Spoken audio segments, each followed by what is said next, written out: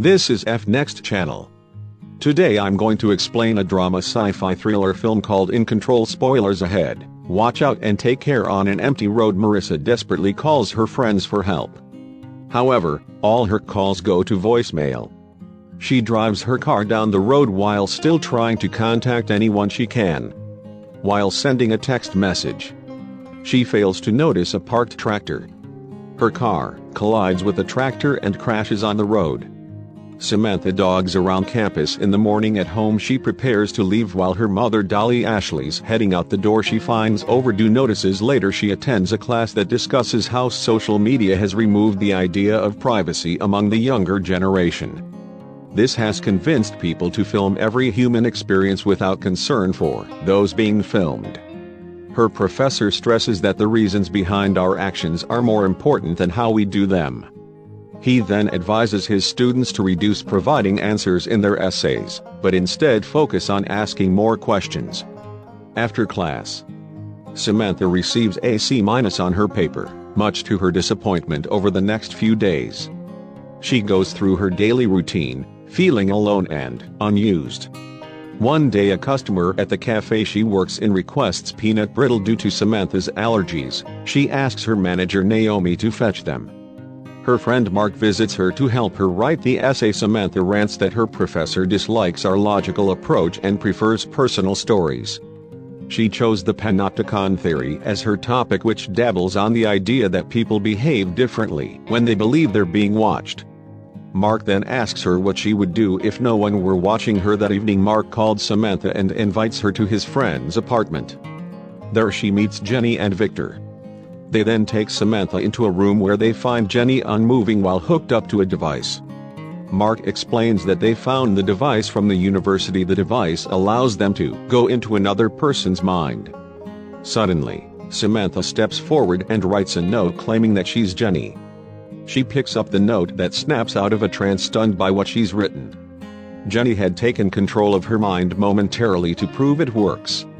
Mark explains that they take a ride on somebody whose minds help them understand the person. They don't manipulate the person but simply observe how they're feeling. The device, however, it doesn't allow them to look into the person's memory.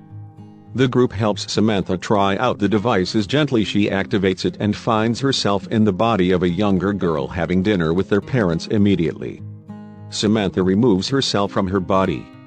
Before using the device further, Mark advises her not to do anything the real person would do.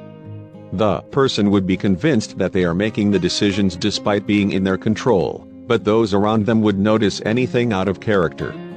He also stresses to avoid controlling anyone. She knows the device is limited by this, so they can only enter the mind of someone nearby or in town.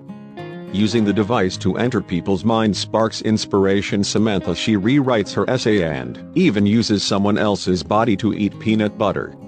However, she also grows curious about Mark and his girlfriend Marissa, a classmate Samantha doesn't recognize, a producer, and invites her to a party, which Samantha awkwardly accepts.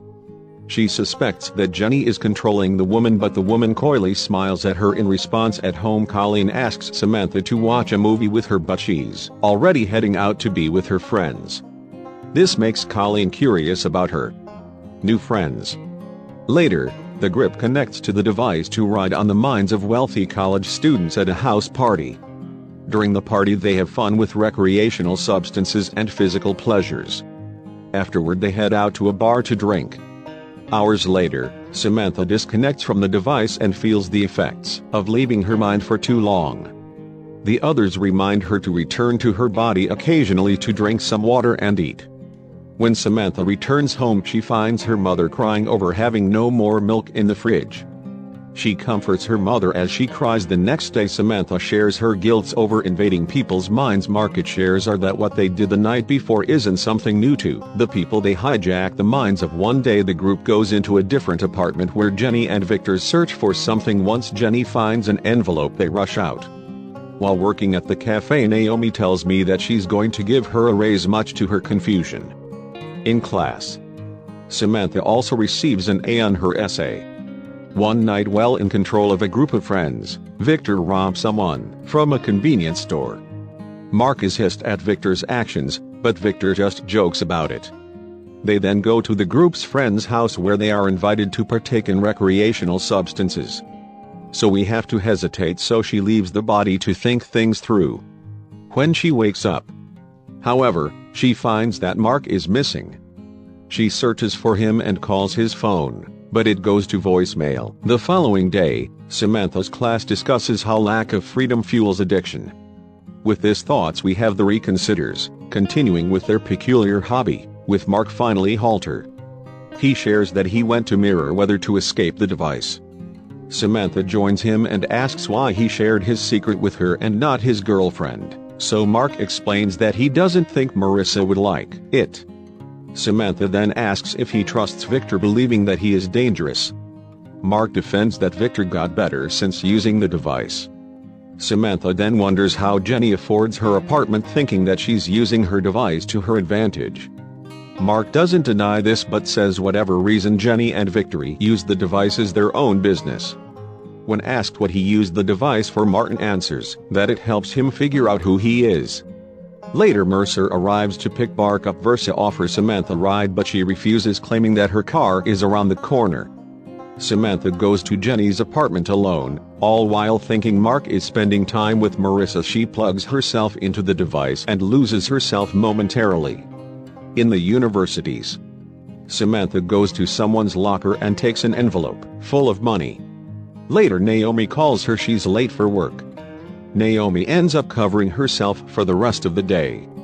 Naomi leaves a voicemail for Samantha that night, giving her permission to take the week off. After she hangs up the phone, Naomi looks confused as what she said. The following day, Samantha finds their fridge empty but her mother has passed about it. Frustrated over her mother's responsibility, she packs her back to leave. Calling begs her not to leave but Samantha does anyway. Samantha drives up to Jenny's to stay there for a while. Later, Colleen suddenly turns off her TV and gets dressed up before leaving the house. Samantha wakes up after going into the device, saying that Jenny left her some food. Days later, Jenny finds Samantha slumped on the couch, having skipped class. Later, they use the device to attend another party using the wealthy students. Samantha is disappointed that the students that Jenny and Mark are using aren't around. She then unhooks herself from the device and sees Mark still with them. With an idea in mind, Samantha goes back into the device. She enters Morris's mind and studies the woman's body. Later, she sees Morris's mother and sees how affluent her life is. She then reads Mark's texts, conversations with his girlfriend. When Samantha wakes up, she finds Jenny trying to help Victor, who is hyperventilating while still in the device. They can't forcibly wake him up. So Mark is still connected to the student and the party, trying to help the body. Then Victor's in. Samantha goes back in and sees the party in chaos. She walks around and sees that the kid that Victor's in got stabbed. However, Victor isn't able to leave the body. Moments later, the kid stops breathing. Samantha disconnects from the device and sees Victor finally awake but in shock. He gets up to leave but Samantha stops him to ask what happened. Victor turns on her and demands who she is, questioning why Mark brought her to them. He then storms out without an explanation. One day, Marissa goes for a drive with Mark, sensing something strange with her. Mark calls Samantha's phone but she doesn't answer. He then suggests on heading out of town but Marissa insists not to. Mark, however, drives further away.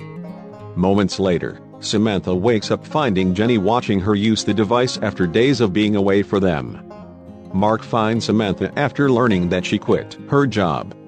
He invites her to go into the device again and she reluctantly agrees. While driving back to Jenny's, Samantha spots Victor walking with a student Mark hijacked during the parties. Later, she enters Marissa his mind again. And when she disconnects, Jenny invites her to hang out. Samantha, however, refuses. Later that day, Mark finds Victor in the docks prepping a boat to leave town. Victor blames him for what happened to the kid who got stabbed at the party. He's also questioning how he got the device in the first place. We're counting how nobody even stopped him when he took it. Victor wants to leave town to make sure that he can think for himself again, doubting his own thoughts when Mark insists that he join the group again. Victor even questions Mark's actions into rants how he barely knew him or Jenny before they started using the device. Then he questions how Mark knew Samantha and berates him since they already used the device to help him be with Marissa. But Mark insists that Samantha is just a friend. Victor stresses that they should leave to put their minds back together, but Mark refuses, even promising to get Victor a bigger house using the device. Still, Victor refuses, calling the device evil. When he turns back to Mark, he's met with a knife to his stomach. Mark watches him bleed, admitting that they didn't really like Victor. Meanwhile, Jenny nervously paces around her apartment. Soon Mark arrives with a package and tells her that Victor tried to sell away from them. Jenny comments that the others won't be happy. She tells him that Samantha uses the device too often to control Marissa. Mark is surprised that Victor is suspect to Smith and now she's addicted to the device. Mark then takes a gun and heads to the room to watch Samantha still in the device. He and Jenny discuss how these intelligent college students end up easily falling for their tricks. Jenny defends that she thought Samantha had potential given that she kept her job longer than expected. Mark shrugs it off and aims the gun at Samantha. However, he hesitates. So Jenny takes the gun and shoots without blinking. After ending Samantha, Jenny asks about the MRI results and Mark reports that they have detected lower serotonin levels in growth and the frontal cortex. Jenny then leaves to finish their experiments while Mark cleans up after removing all the experiment's traces. Jenny invites Mark to copy, commenting on how the girl she's in is fighting her. When he agrees, the woman controlling Jenny disconnects and Mark shoots the real Jenny in the chest to eliminate all witnesses to their experiment. The man controlling Mark pours water into a glass and takes a handful of pills. He hesitates in front of a mirror before drinking. Then he sits on the couch and waits for the effects. Days later, Marissa wakes up in a hospital. The nurse recounts how she was in a car accident and is recovering from multiple injuries. Weeks later, Marissa is released and returns to her home. She heads to her room and checks on her phone, seeing that Mark has responded to her. Weeks later, she returns to the university but decides to switch degrees. After seeing the doctor for a routine checkup, she spots Colleen, who's now working as receptionist in the hospital, at a party where Asa talks to a friend about Mark's incident, which happened the same day as her car accident. Months later, Marissa fully recovers from her injuries and goes to a cafe where Samantha worked before. Samantha was now stuck in the rest of the body, enjoys her new life and heads home to eat peanut butter. Subscribe to watch more videos like this. Turn on notifications and leave a like.